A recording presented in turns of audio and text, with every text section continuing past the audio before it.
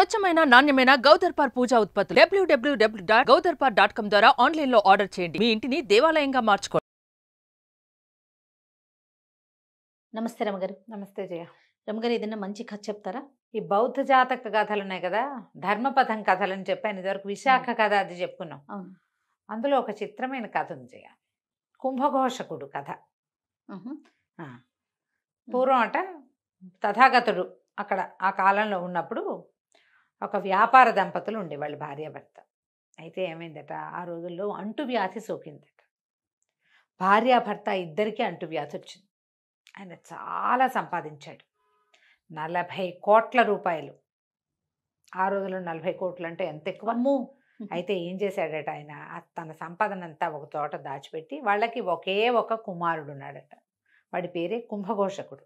ఆయన ఏం చెప్పాడంటే, అయ్యా మా ఇద్దరికి వ్యాధి వచ్చింది, నువ్వు మా దగ్గర ఉండద్దు, ఇంకా చిన్నపిల్లాడు కాబట్టి నీకు వెళ్ళిపో ఇక్కడి నుంచి దూరంగా ఎక్కడికైనా.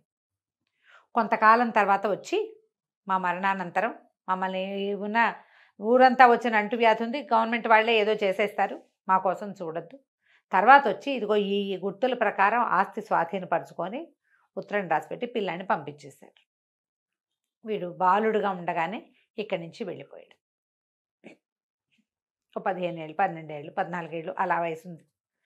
15 ఏళ్ళ లోపల వాడు. కానీ ఆ ఉత్తరం చూసుకుని వాడు ఇంకేం చేయలేక అక్కడే ఉంటే అమ్మా నాన్నతో పాటు పిల్లాడు కూడా అయిపోతాడు.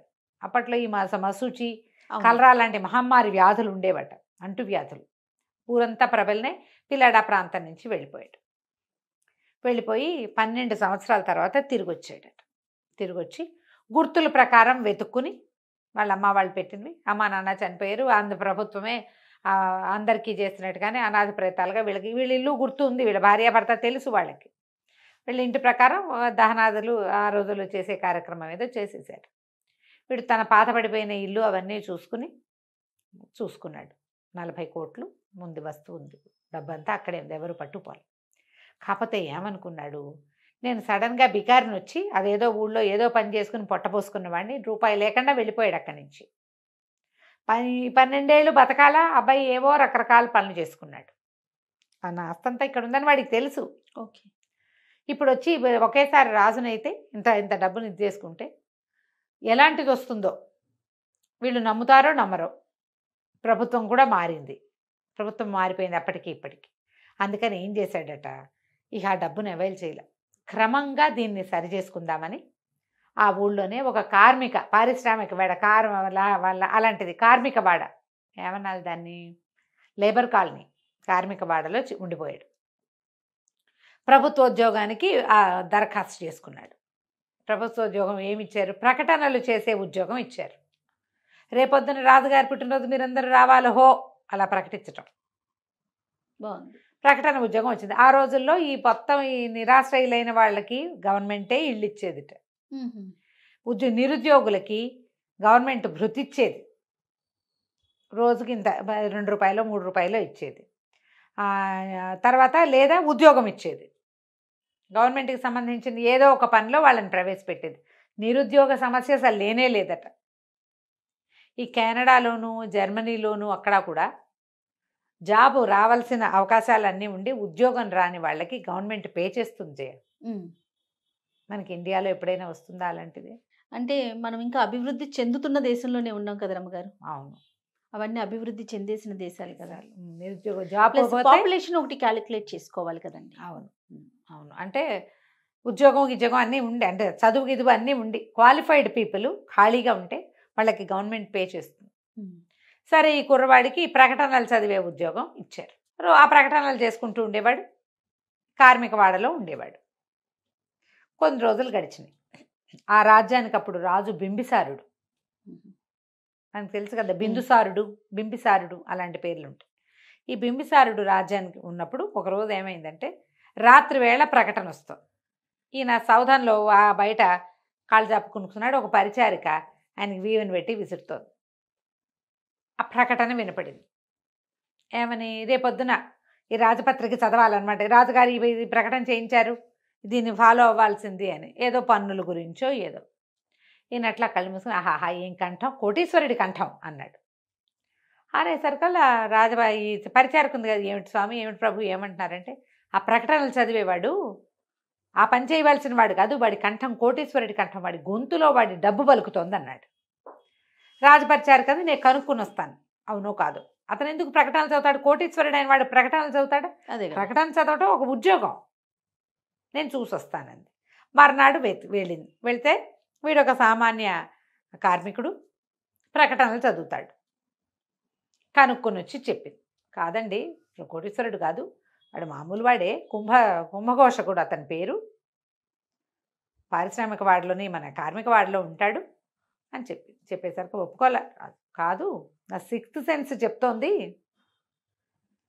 వాడు కోటీశ్వరుడు, వాడు పేదవాడు అవడానికి వీల్లేదు, వాడి కంఠంలో వినపడుతోంది వాడి తాలూకు ధనం, నాకు తెలిసింది అనేసరికి సరే రాజపరిచారు కానీ నేను వెళ్ళి ట్రై చేస్తాను, ఇట్లా ఒట్టిగా కనుక్కున్నా కదా, అసలు వాడికి డబ్బులు ఉన్నాయో లేదో నేను చూస్తానని ఏం చేసింది, ఈ రాజభవనానికి కొంచెం దూరంలో వేణువనం అనే ఒక వనంలో తథాగతుడు ఉన్నాడు, అప్పుడు ఉండేవాడు ఆయన. వచ్చి ఆ వేణువనాన్ని చూడ్డానికి వచ్చినటువంటి ఒక సాధారణ ఏమంటారు యాత్రికురాలుగా వచ్చి వెళ్ళి ఇతని దగ్గరికి వెళ్ళింది, ఈ కుంభఘోషకుడి దగ్గరికి. బాబు ఈ వేణువనం చూడ్డానికి వచ్చాను, ఈ ఊళ్ళో ఎవరూ తెలీదు, నీకు వంట చేసి పెడతాను, నేను మీ ఇంట్లో 4 రోజులు నన్ను ఉంచుకోమని అడిగింది. సరేనన్నాడు. అప్పట్లో అట్లా ఆశ్రయం ఇచ్చేవాళ్ళు. ఈ వేణువనం చూడ్డానికి వస్తే చుట్టుపక్కల ఇళ్లలో ఎవరో ఒకళ్ళ ఇంట్లో అడిగి ఆశ్రయం పొందొచ్చు. ఈ కార్మికవాడ వేణువనం కొంచెం దగ్గరలో ఉన్నాయి. అతని ఇంట్లో దిగింది. వారం రోజులు 5 రోజులు ఉంది. అతని సామాన్య జీవనం, రోజు ఉద్యోగానికి వెళ్తాం, వాడి గిన్నెలు వాడే తోముకుంటాడు, వాడు అన్నం వాడే వండుకుంటాడు, వాడి ఇల్లు వాకిలే వాడే పుడుచుకుంటాడు, వాడి బట్టలు వాడే ఉతుక్కుంటాడు, టంచనగా వెళ్తాడు, టంచనగా వస్తున్నాడు. ఏం కనపడలా. మళ్ళీ వచ్చి రాజుగారికి బిన్సారికి చెప్పిందట, అసలు ఇతను మనం ఏమి ఇది లేదు అని చెప్పింది. తర్వాత కొద్ది రోజుల్లో ఒక కొత్త ప్రకటన వచ్చింది, విశ్వకర్మ పూజ చేయబోతున్నారు రాజ్యంలో, కార్మికులందరూ తలా ఒక వరహ సమర్పించాలి అని చెప్పి.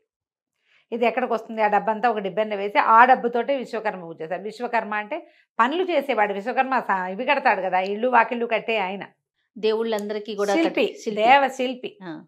అందుకని కార్మికులందరూ కూడా ఆ అందులో పనులలో భాగాలే కాబట్టి ఆ పని ఆయన పూజిస్తారు, కార్మికులంతా పూజిస్తారు. ఈ పూజించే వాళ్ళు వీళ్ళందరూ తలా ఒక వరహ ఇవ్వాలంటే సరే ఏమైంది, వరహాలు అందరూ తలా ఒక వరహ వేస్తున్నారు. మన కుంభఘోషకుడి దగ్గర వరహ లేదు. ఇతను ఏం చేశాడు, సరే అని తన ఇంటికి వెళ్ళి దాచిపెట్టుకునే డబ్బులు వేయించి ఒక వరహ తీసుకొచ్చాడు. ఎప్పుడైతే ఈ కుంభఘోషకుడు వరహ ఇచ్చి తన పేరు రాయించుకున్నాడో వీడి వరహ తీసి పక్క పెట్టి రాజుగారి పంపించారు. ఎవరి పని వాళ్ళు చేస్తారు కదా. చేస్తారు. ఆ వరహ పరిశీలించారు. వరహ పరిశీలిస్తే ఆ వరహ ఈనాటిది కాదు, ఇప్పటికి 20 సంవత్సరాల క్రితం ప్రింట్ చేయబడింది. లేటెస్ట్ వరహాలు చాలా వచ్చేసాయి. బిందుసారుడి పేరు ఉంటుంది కొత్త వరహాల మీద. పాత వరహాలు ఉన్నా కూడా ఇంత పాతది ఉండడానికి వీల్లేదు. ఎప్పటికప్పుడు డబ్బు మార్కం తీసేసేవాళ్ళు. ఓ, అప్పుడు కూడా ఉందా? విశ్వనాథ సత్యనారాయణ గారిది పాతిపెట్టిన నాణెములు అనేది ఒక నావెల్ ఉంది.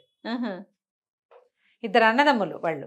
ఓకే, అది ఇంకో కథ, కానీ ఇందులో చెప్పేస్తున్నాను. 2 అన్నదమ్ములైతే తన పేరుతోటి ముద్రింపించాడు. పెద్దవాడు, 2 ట్విన్స్ వాళ్ళు.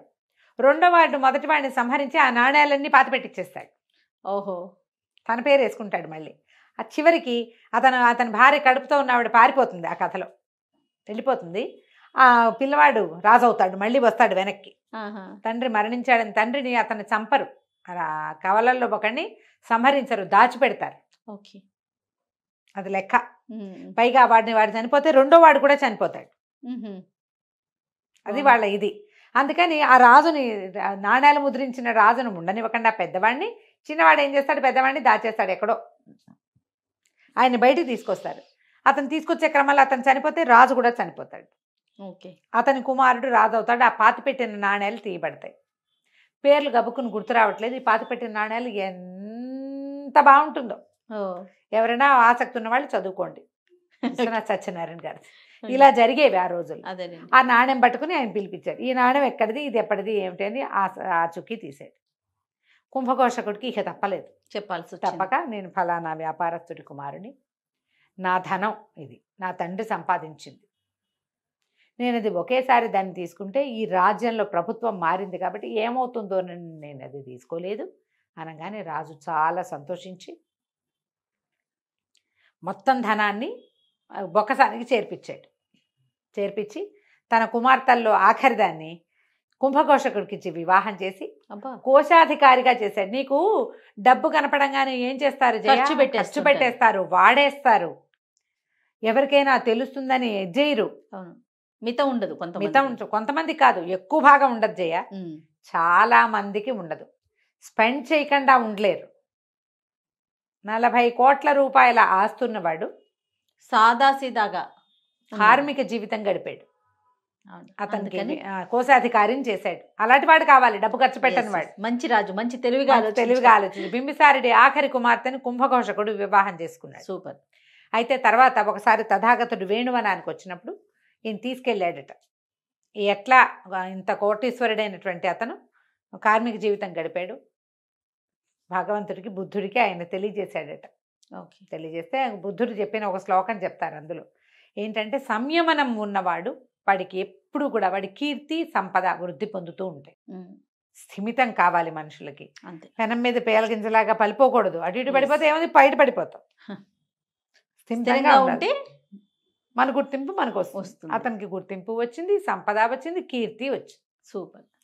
మనం ఎంత నీతి ఉందో రమ్మగారు, ఆలోచిస్తే చాలా మంచి నీతి కథ. ఈ ధర్మపదం కథలు చాలా బాగుంటాయి. కాకపోతే చిన్న చిన్న కథలు. ఎక్కడ చిన్నదండి, చాలానే చెప్పారు రమ్మగారు. నేను చెప్పాను కాబట్టి మీరు చదివితే పేజీన్నర కథ ఇది. అవునా? మధ్యలో విశ్వనాథ్ సత్యనారాయణ గారు వచ్చారు కదా. అవునవును, అందుకని కథ పెరిగింది. రైట్ అండి. నమస్తే రమ్మగారు. నమస్తే.